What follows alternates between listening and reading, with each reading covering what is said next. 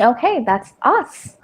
I don't know who all are here, but welcome. My name is Amrita. This is Amrita by the Book. And joining me today are two of my favorite people whom you will see me interact with quite often. There's Rosie. Hi, Rosie. Do you want to tell people about your wonderful channel? Sure. So, as you know, I have a booktube channel. I've decided that the way I'm describing my channel now is that it's like the weather.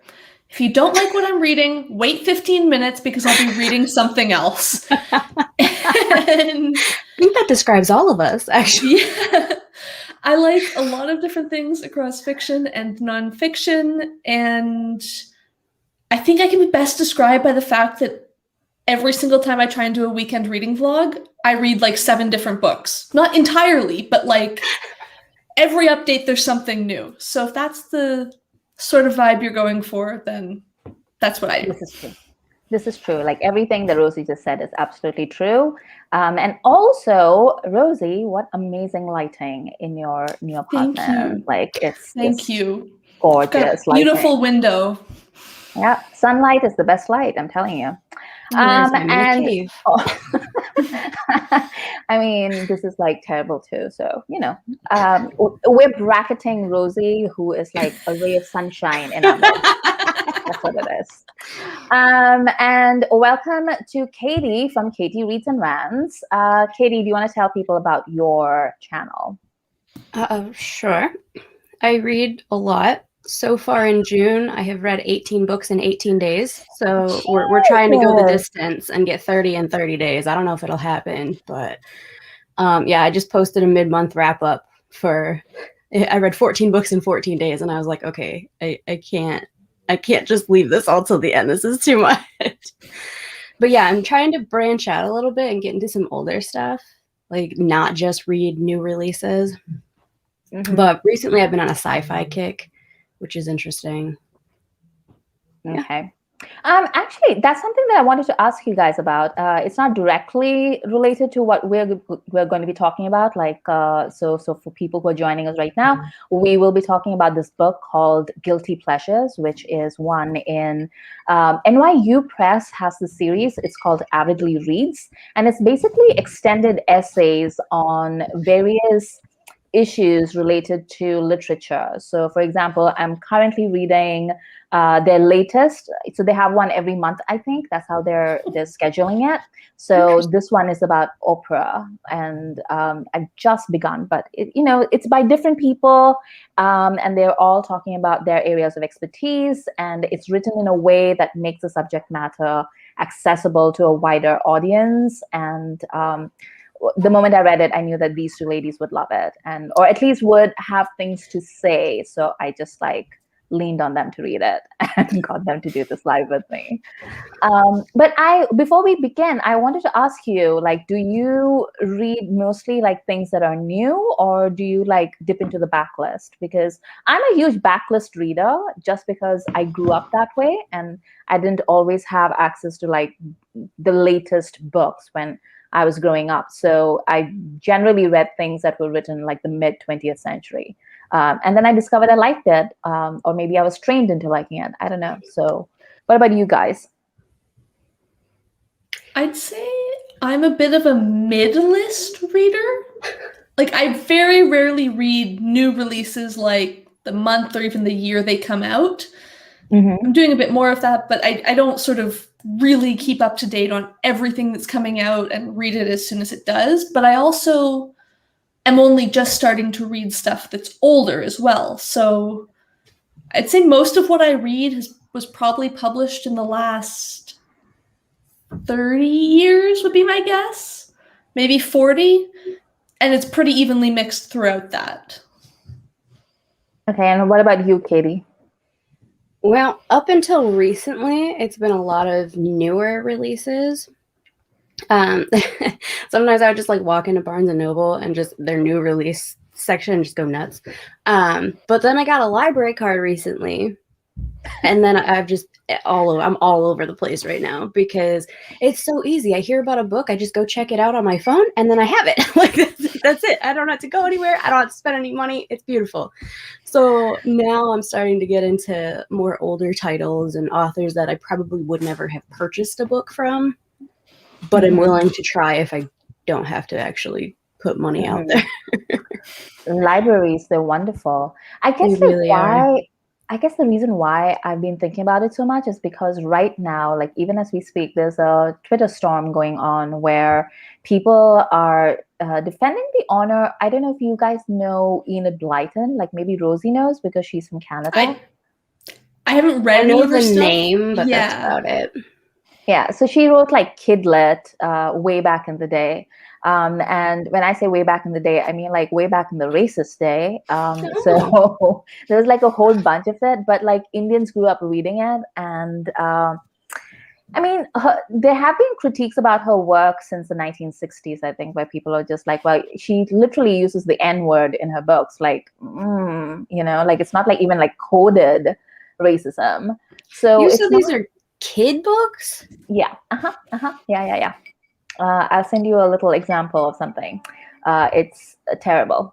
And literally like like every generation that comes of age, people like grow up, they come on Twitter, they find out more stuff, they get exposure to other things that they weren't aware of, and then all of a sudden they're just like, wait, we grew up reading this stuff, how did we miss it? Because it's not in every book, like it's not like she was writing the N-word in every single book that she ever wrote. So a lot of people didn't know this about her, and also her publisher or her estate, I think, like censored some of those books, or those books are not in reprint because there would be riots in the street. So a lot of people just discover that every few years, I feel like a new batch of people discover it online, and then they're just like, what the hell? Why did our parents let us read this awful woman? Yeah. And like clockwork, it's always like a bunch of like really old people who are just like, yes, we know she's racist, but she was like part of my childhood. You can't cancel her. You're just like horrible Zoomers being like snowflakes. And I'm just like, like nobody's taking away your childhood. Just chill, like people just like a bit of context. So excuse me for caring about other people's thoughts and feelings on the matter. Sheesh. yeah. And it also really bothers me as an Indian when fellow Indians make that comment, because how it translates in like white spaces is that here's a person of color that says it's okay and is giving permission for this. And I'm just like, no, you can't do that. Like, you can't be like, like this one person of color says it's okay to say the N word, and, like you can't judge the greater body of work against like these, like 5 or 6 books. And I'm like, you don't get to make that decision. And also the brown person doing the excusing doesn't get to do that either. Like, it's just gross. You just don't do that. So I get super mad about things like that. And I feel like because we're talking about like guilty pleasures, I feel like a lot of the guiltier pleasures in my life are things from the backlist rather than things that are being, because I feel like modern authors have to think about things like that, like if nobody's going to put in an N word without thinking 10 times about whether the context deserves it and how to put it, etc.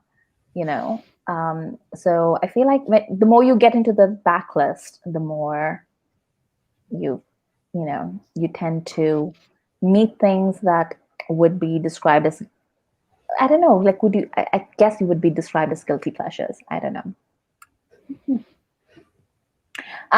But this book is not about reclaiming problematic figures. This book is about something completely different.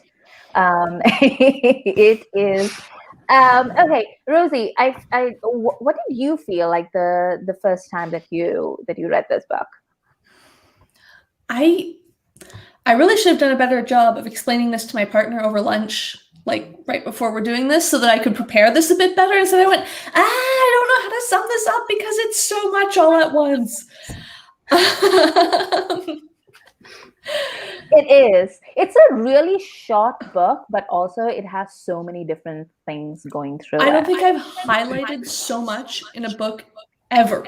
Just everything is like, yeah, this, and this. What about you, Katie? Like, what were you thinking the first time that you read this book? So I had a different experience. Mm-hmm. I was reading it and I could like see the island this author was building like across the water, and I'm on my island and I like can't find the bridge. Does that make sense? Like how to connect my experiences with what the author's saying until I got to the final chapter, and then I was like, got it. Thank you. So that to me is like interesting because you're right. Like, so there's like 3 chapters in this book. It's that short. So if anyone out there is looking for like, you know, a quick read, I feel like this is like a great, this is a great candidate for you to just get it and like, you know, and you don't have to love it, like just because I love it, but you know, it's fine. But so this book is, she's Arielle Zibrak is a professor of 19th century literature. That's what she does. And she wrote this article, I mean, this extended essay is how I would describe it, about why certain things are described as guilty pleasures and the history behind that, you know, like why some things are automatically seen as a guilty pleasure, and by whom and in service of whom. And it's sort of like, yeah, you're right, Rosie. Like it's a little bit hard to like, you know, like concisely explain because it's so jam-packed with all this information that goes on. I guess we could start with like, so for me, like my personal connection was in the first chapter. What about you, Rosie? I think, I can't remember where exactly it was, but throughout, I just kept feeling like I didn't expect to connect to this as much as I am. I'm not someone who, prior to reading this book, would have considered myself someone who consumed a lot of guilty pleasures in the traditional, what we think of as guilty pleasures sense. I'm not a big romance reader. I don't, you know, one of the examples cited is Say Yes to the Dress.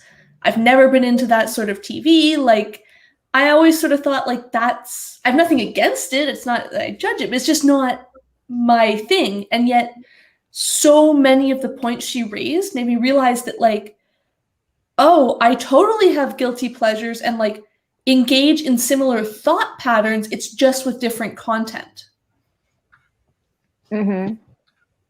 I just want to say quick tangent to Rosie and to everyone else, but Say Yes to the Dress is awesome as long as you're following the right Say Yes to the Dress, because there's like 2 out of the UK that are amazing. There's one with Gawk, and he is so supportive and lovely, and you should absolutely watch it. It's like one of the most human shows that I've ever seen in my life. And also the other one is for bigger brides, and it's literally these women who think they'll never find a wedding dress, and then they find their wedding dress, and then they get like a boost to their self-esteem, and it is beautiful. I am obsessed. Like I just watched clips on YouTube, and I've never actually sat through an entire episode, but I will watch clips on YouTube when I want my, you know, like my little serotonin push. That's me.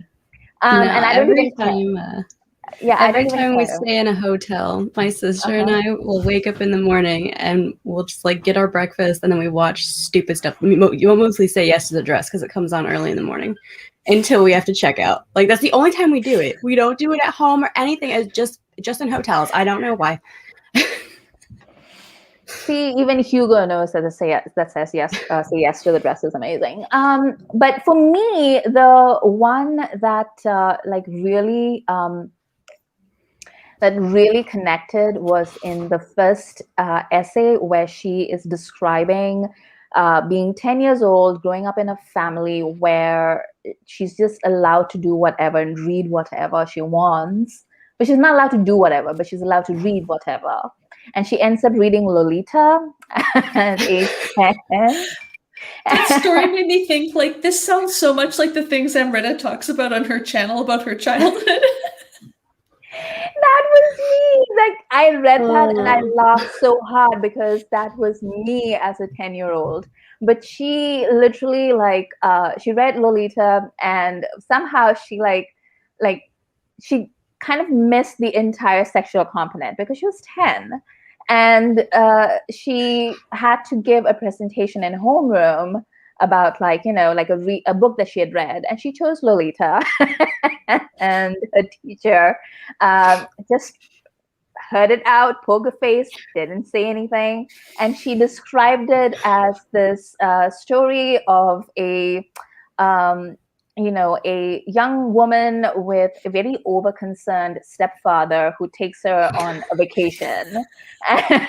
And you know what? That was correct. Like, that is the plot. She's not wrong. And I had to put the book down and laugh for like 5 minutes straight because I was like, this is something that I would have done at age 10, like no two ways about it. And I would have horrified everyone in the vicinity, and it would have been like, you know. But what about you, Katie? You said you connected with the third essay, right? Like, that's where you had your little moment. Yeah, so it's the Say Yes to the Dress chapter, but it's not just about like the wedding dress. It's a lot about like women's spaces and how we seem to need places to escape. Like, they brought up the Sex and the City movie where Carrie like doesn't want fancy stuff, she just wants a big closet. And then the quote, can I read it? Is that okay? Okay. Yeah. The restroom is another version of the closet, the place where women go to cease being on display, to collect themselves and strategize together. That, yeah, like the way in which I was raised and the place that I come from, women are viewed more as display pieces. We are told over and over again that we are an extension of our male partner or our father, depending on where you're at in your life, and that your behavior is a reflection of him. So having those spaces that were solely for females was so integral to me growing up, and still is. I still have this like need to have my own space. That's why I have this like library set up, because I need to have a place where I can go and shut the door and I'm no longer on display and I'm no longer just like an object. And then what we were talking about before the live was bathrooms being that way for women. And like, I feel like any woman who's ever spent time in a bar knows that when you go into a bathroom and there's another girl there, and you can immediately become best friends with that girl, and you know that she will have your back for the rest of the night. And like, you don't even necessarily have to know her name, but that's just how women are. Like, we meet in our spaces and we're like, hey, this is what you do if you need help. Like, that's, I don't know. I liked it, and it just really, it felt like something I could relate to. Yeah, it's like a space where you get therapy, where you get like life advice, yes, fighting tips, like whatever you need, that's what you get. Okay. Taking off on that point of like female spaces, like one of the things that really like, I knew this already, but I, like, for some reason, when she put it out in its proper context, its proper historical context, it somehow made more of an impact on me, which is that the early years, or maybe the first century of the novel as an art form, was really dominated by women, and all the bestsellers were women, and they were, like, they were really. Like, they were the ones who were like selling the most copies and making actual money, as compared to the men who were publishing at the time and could, like, barely make like spending money out of it. And yet today, when you look at literature, it is incredibly male rather than female. Like like Rosie and I are right now, we are in the midst of planning this readathon later this year. And one of the prompts that we had for it was literally like 40% women authors, which is so, like, how did we like come from that to here, and I mean, we all know how we came from that to here. It's very obvious. But were there other things in this book that really made you stop and go like, oh yeah, like maybe I knew that already, but this really made me stop and think for a minute? A lot of how the male authors would describe like what the females were writing as trash. Mm-hmm. Like that pissed me off. But then I liked how she made comparisons like to like the Scarlet Letter is one I remember she distinctly wrote. And it has basically like the same themes. It's just done differently. Mm-hmm. And that made me think. My problem with a lot of this book was I'm not well versed in whatever 19th century literature. So like a lot of the examples and things she used, I was like, I don't know what that is. But the Scarlet Letter I do know. And I really liked just how she talked about that.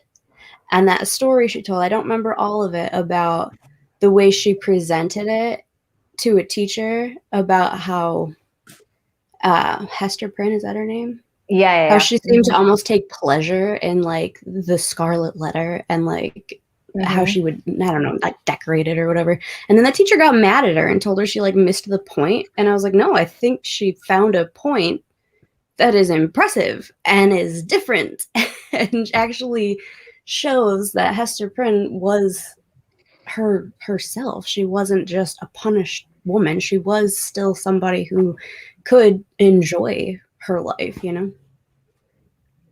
Maybe I missed the point, but that was what I mean, men being unable to understand women's psychology. I mean, it's a theme in like a lot of literature, I feel.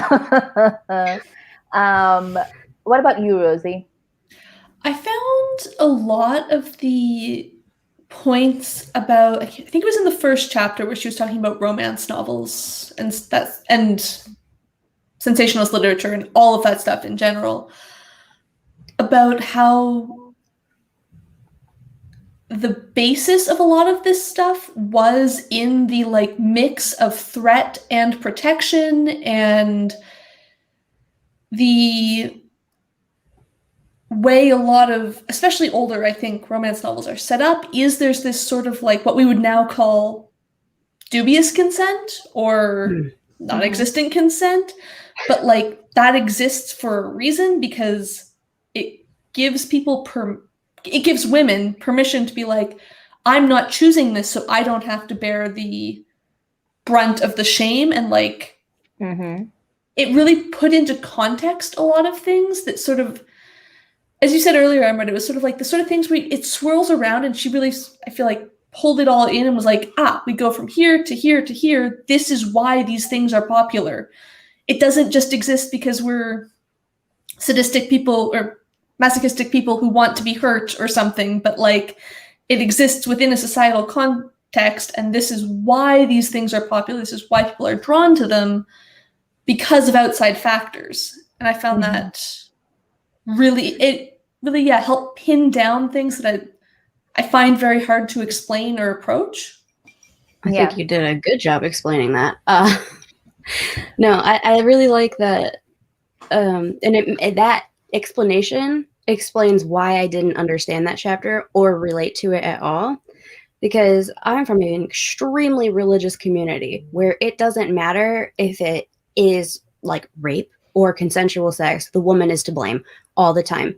It is a guilt thing. There is shame. And so for me, I don't like reading romance novels. I don't like reading stuff with like heavy sex because I feel guilty. I feel dirty.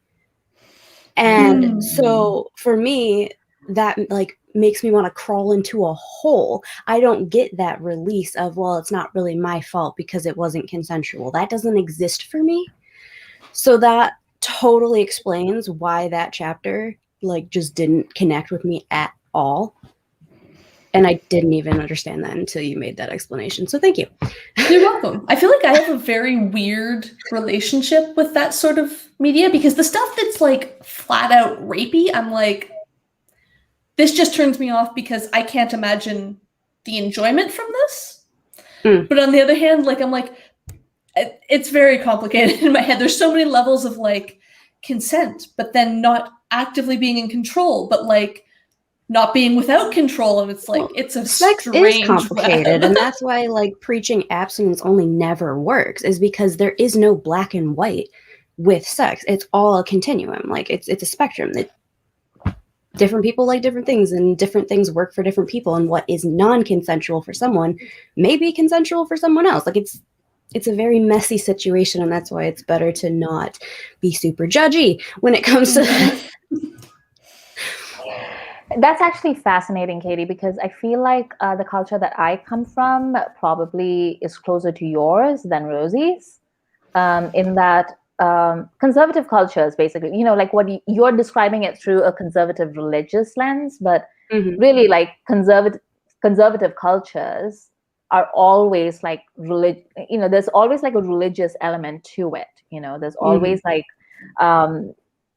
there's always like a part of it that says that, you know, you're going to hell unless you do XYZ. Well, because conservative teachings don't work unless you have a divine ordained premise. So yeah.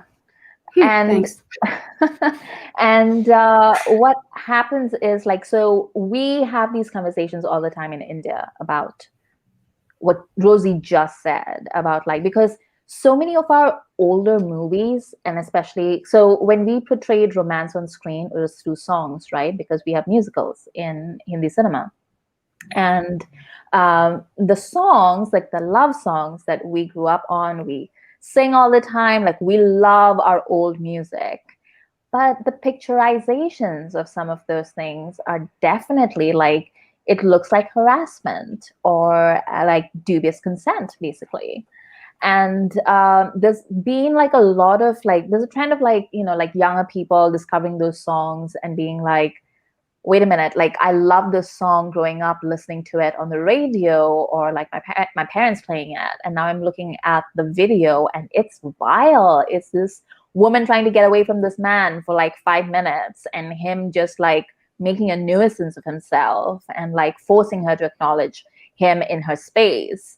But it's also through the, you know, like what they miss is because, you know, right now India's at this point in modernity where women, like we're talking about consent more openly, and we're talking about like what is and what isn't agency and what isn't like consent and all that kind of stuff.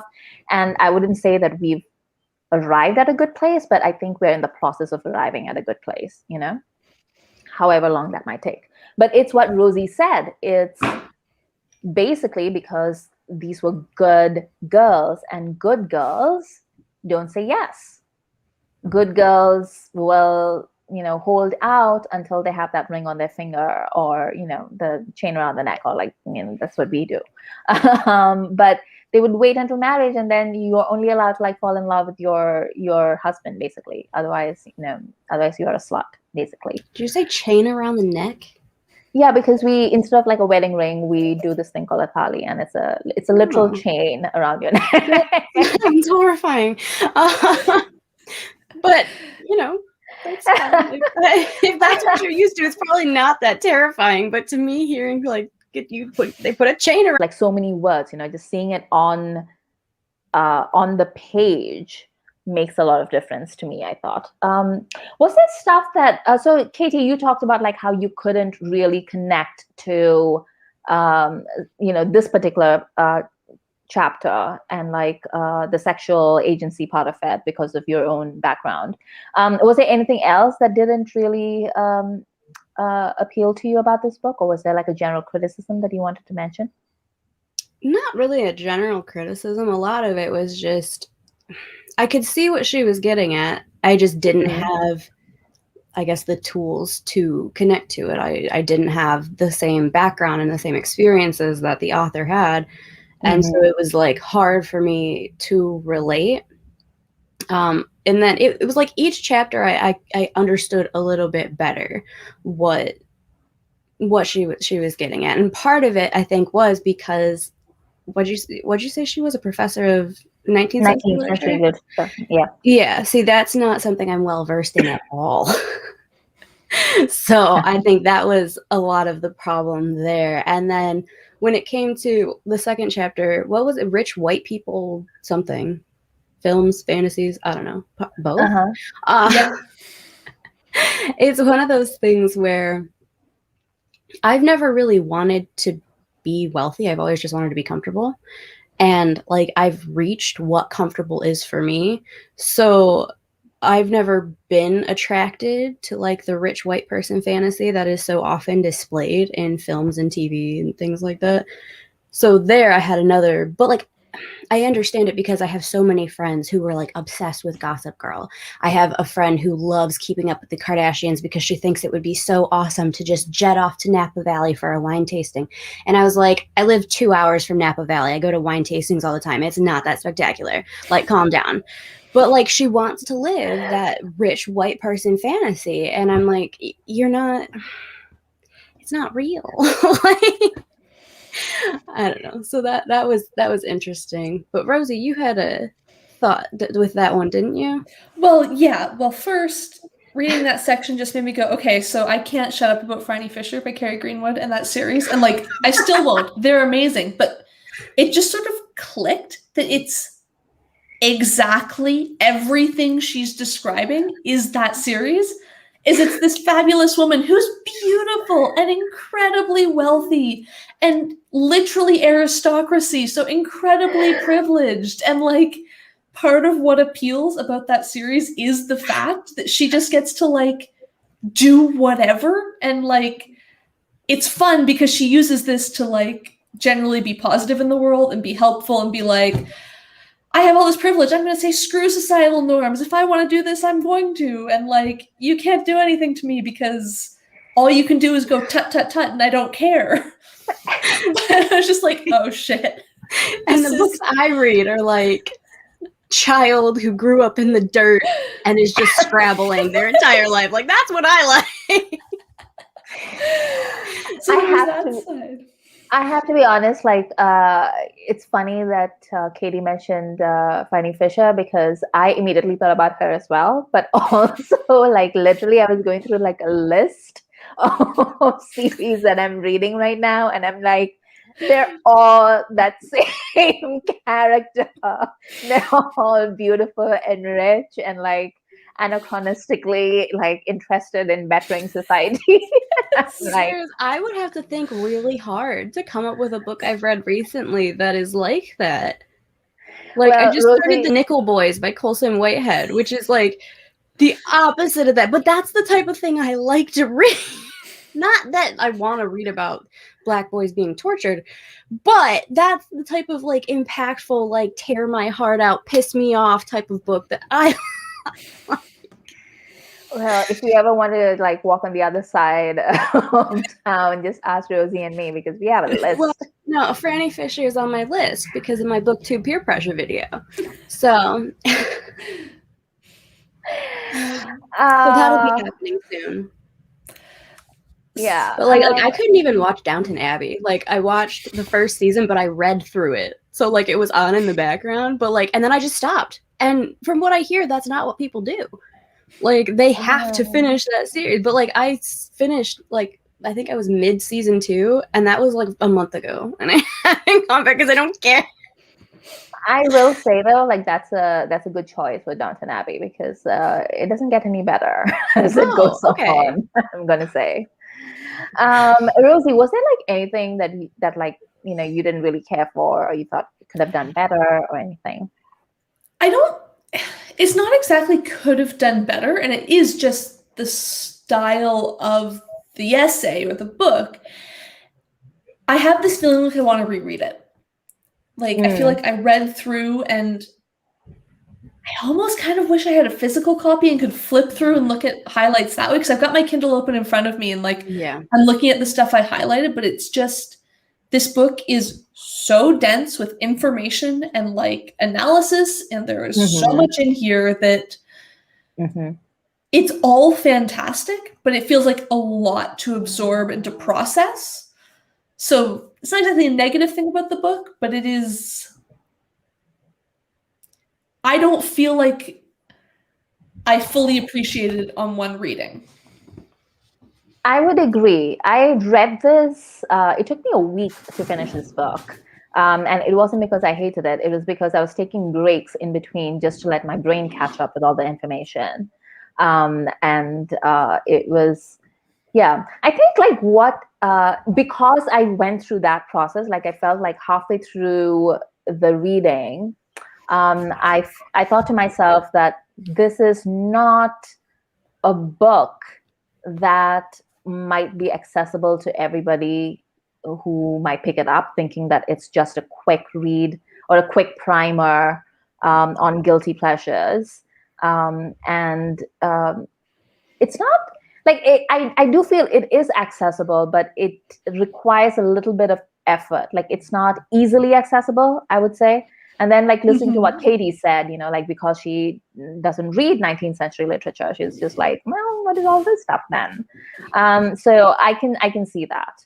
I am uniquely the audience for this book. I do acknowledge that. I read it and I was like, in another life, Arielle Zibrak is me. Like one of my notes is literally, if you love Amrita, you're going to love this book, because the way she talks about things in this book have the same feeling and like as how you talk about things on your channel, and like the way she approaches things and like takes something that I feel like 90% of people would read or look at and go like, there's not much here, and manages to like dive in and like pull out so many interesting things and make so many links. It's just like, this is your videos in book form. I will take that compliment, and I will also take it as a compliment. Oh, it totally is. But yeah, this book was like absolutely my jam. Okay, do we have any last thoughts? Is there like anything else that we wanted to discuss about this book? Did you even say what you liked about it? Yeah. I mean, I like so many different things about it. Like I said, like it was love the moment that she read Lolita at age 10, and then she started talking about it.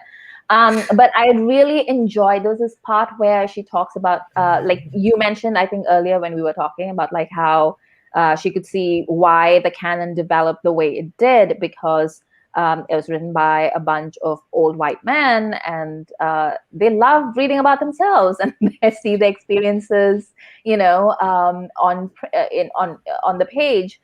And that's why, like we would like to see more diversity on the page, because like now we would like to see something about ourselves, about like women, and about like brown people and Black people, and like, like from different parts of the world. And again, like this is not new information, right? Like this is standard wisdom about these issues, but something about the way that she expressed it and she put it out in so many words made me just sit there and be like, oh yes, like that is what it's about, and that is what I feel that is correct. So yeah, I really enjoy the fact that I like the writing style too. So I know like a lot of people on Goodreads mentioned that they didn't particularly care for the writing style because they felt it should have been more academic. And I don't agree. I don't think it should have been more academic. I don't understand what that criticism even means in relation to this book, because I feel like there was enough academic to make it a serious work, but accessible for like people who haven't been to college their entire life. Like, I don't know. Yeah, that's how I feel too.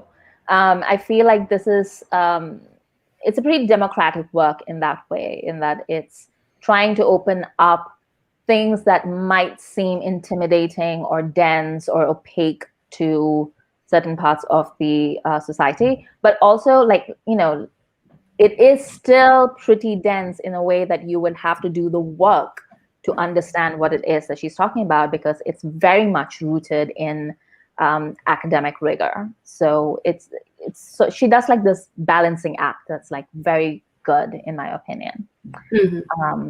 I really like that. All right. So would you recommend this book to other people? Like, would you tell other people to read this book? Yeah. Okay. I would specifically women, obviously, but I found that I can relate what was being said in this book to other books that I've been reading. So, for example, I read Punching the Air by Evie Zaboy and Yusuf Salam recently. And the main character is a black teenage boy, and he gets kicked out of class several times because he's bored. He doesn't want to just hear about what the rich old white men wrote and painted. He's in like an art history class, and at one point he asks, is there art that was created that isn't by old white guys? And like, she failed him for that comment. And I just feel like that kind of attitude like fits with this whole general theme. Anyway, sorry, I just feel off topic. But... No. That was good. Okay. Oh, sorry. Go ahead. I was gonna say, I think I'd recommend everyone read it, because I feel like there's a lot of stuff in here where she vocalizes so well things that I find hard to explain, or things that seem contradictory. And I'm kind of like, just read this. Understand, like, it's not actually a contradiction. It's a weird, complicated, like, nothing exists in a vacuum. And I also think that if you haven't experienced some of these things, that the work won't do much for you. That is possible too. Because you're just going to still be like, what does this have to do with anything? Like, I would not I wouldn't have my husband read it, because he wouldn't get it. And he would just be like, I don't understand. Why do you think he wouldn't get it though? Is it because it's too female, like it skews too female, or? No, I think he would just be like, what does this have to do with my life? I don't understand. And he wouldn't be able to reconcile my life and my experiences with what she is saying. And so like, I don't think he would understand it, because he is very much the type that if it's not something that's in his realm of understanding, he labels it stupid and moves on. So that's what I think. That's what I think would happen here. We should get like more readers for this book. So people who are watching, you should pick up this book. You should read it, and then you should come back and tell us what you thought of it. I mean, it's a pretty slim volume, so you could probably do it. You know, like. I want to read it again now that we've had this discussion and see what I missed the first time around. Same. Especially since I read the second half quite late at night the last 2 nights. Whereas I read this like a week ago, so. Yeah. I mean, I read 7 books in that. I read this a month and a half ago. So yeah, I definitely want to read this again. Yeah. Okay, so to wrap things up, Rosie, what are you reading right now? I'm actually in a bit of a reading slump at the moment, which is not great, but I've been listening to the Lord of the Rings on audiobook, and I'm going to recommend a specific version. It's by this guy named Phil Dragish, and it is fan-made audiobooks where he reads them, he does amazing voices, and he uses like sound effects and the music from the movies and stuff. So when they're riding horses, you like hear the horse hoof beats, or like when there's fighting, you hear swords and stuff. And it's phenomenal. Where do you find this? It's on Spotify. Yeah, and it's available other places online too. I think it's on YouTube. Even I have Spotify, so that works. But yeah, it's I will put in the comments what his name is, because it's seriously like, if I can find it. They're so fun. And what about you, Katie? What are you reading right now? A lot of things. I started Pyramids by Terry Pratchett this morning. It's book 7 in the Discworld. I started The Nickel Boys by Colson Whitehead last night. I'm nervous to continue that. I am listening on audiobook to The Perfect Theory, A Century of Geniuses and the Battle Over General Relativity. It's like a who's who of 20th century physicists, which is not everybody's cup of tea, but it is mine. I'm reading In the Garden of Beasts by Eric Larson, and I think that pretty much covers it. This is super normal for Katie, by the way, for anyone that's like wondering. I just today got the audiobook for Lady Scandals of the Wisteria Society, I think is what it's called. And it's like fantasy, but Regency romance, but comedy and zany. And it's very hard to describe what it is, but literally every single one of my friends who read it, like Becca's in the comments right now, like every one of them just Wisteria Society of Lady Scoundrels. That's what it is. And like literally everybody has lost their mind after reading this book. Apparently it's like super funny, and it's banter all the way. And I can't wait to listen to it. So I got that. So I just began that. And then I got Cemetery Boys by Aidan Thomas because Nat has been a big fan of that particular book. And I promised her that I would read it. And also I wanted to read it. I'm not really doing this for other people. I wanted to read it. So I got that. Yeah, I think like those are the two that I'm like really reading right now, but I always have like other stuff going on. But do you guys, okay, I have a question. Like, do you guys count rereads in your wrap-ups and stuff? Because I don't so far. Oh, you do? I do. Yeah. Oh, I should do that. Because people, I mean, they still want to hear about it. And sometimes I have a different experience with the reread than I did the first time around, so I have a different perspective to offer.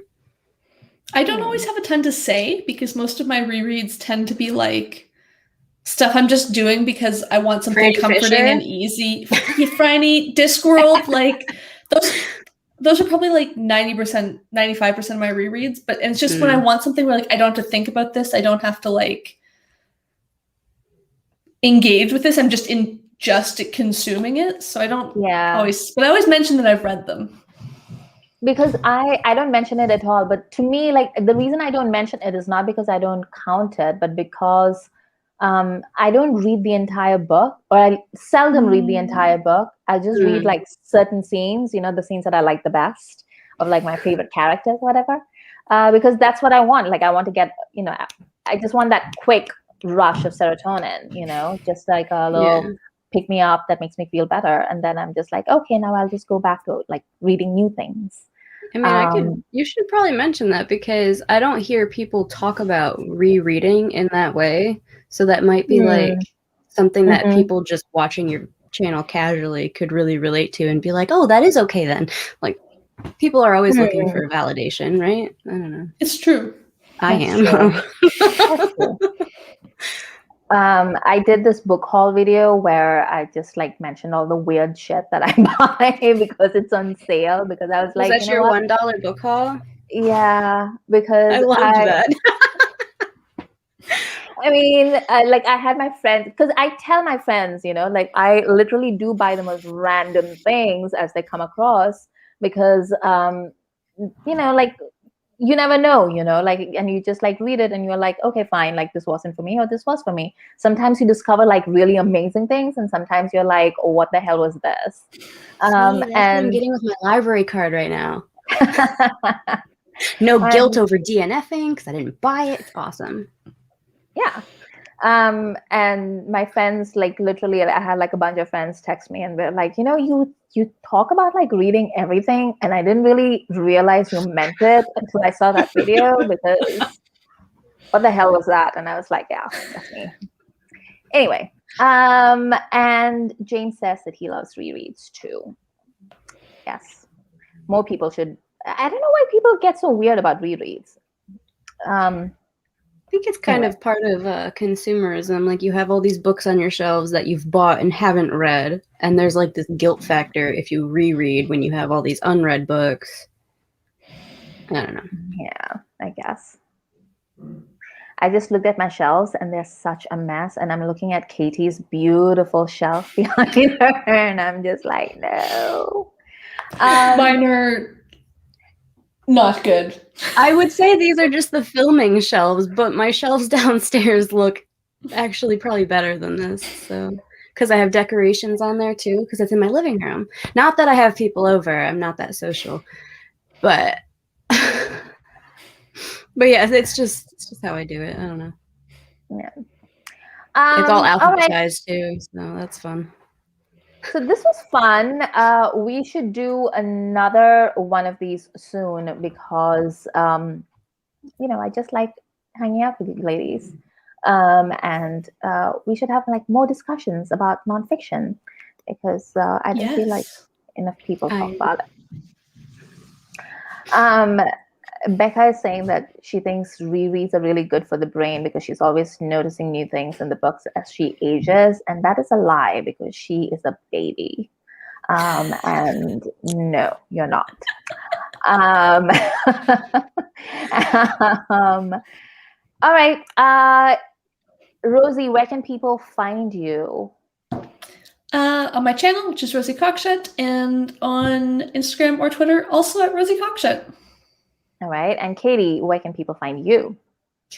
Rosie, you're so easy. On YouTube, Katie Reads and Rants. And then if you want anything else, I have links in the description box, and that's the easiest way to find me, is through those links, because they're all personal things. They're not actually connected to my channel, except my Goodreads, I think. So anyway. Rosie, you're on Storygraph these days, right? I am, and I have no idea. There's a link in my video descriptions or on my channel where you can find it, but I have to admit that's one aspect of the site that I don't. It's still hard to like find people. Yeah. So. Because I'm on Storygraph too, but if they don't give me notifications for people following me, they don't give me notifications when people like my stuff, they don't give notifications for anything, which is really annoying because it makes it difficult. Like if Beth Ann, I recently followed her and she wanted to follow me back, but she had to go find me because it didn't tell her that I had followed her. Yeah. But it's cool. I mean, it has the other features are so good, but the social aspect sucks. I'm actually doing a way too high maintenance thing right now of using it with Goodreads in parallel. That's what I do. I use them both, and then I have my Excel spreadsheets where I track other things. It's just like the lists keep growing. It's like the stuff in my bullet journal. There's like 2 places where I mark off when I finish books in here. I have my lists on my iPad too that I.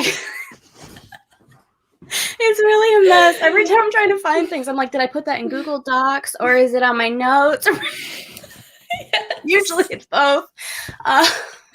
See, you guys are like super, organized. I have a Goodreads, and good luck finding me do anything on it other than like review like NetGalley arcs. Like, that's literally all I do. I don't know. Rosie and I tend to have that like more math science focused brain is something that I've noticed. We like charts. We like seeing visual representations of data. Yes, you do. Yes, you do. Thank you both for joining me. There are links to both Rosie and Katie's channels below in the description, so you can just click on that. and you can follow them on like all their channels. Thank you all for joining me and Rosie and Katie. This was fun. I hope you'll join us again when we do this next time. I don't know what the book will be, but it will be something nonfiction. It will be something fun and thought-provoking, and we'll have a really good time with it. So we should do Hood Feminism. I just bought that. I need to have get read that it. and read that. I have read it, and I will do it. Okay. So yes, we can do Hood Feminism.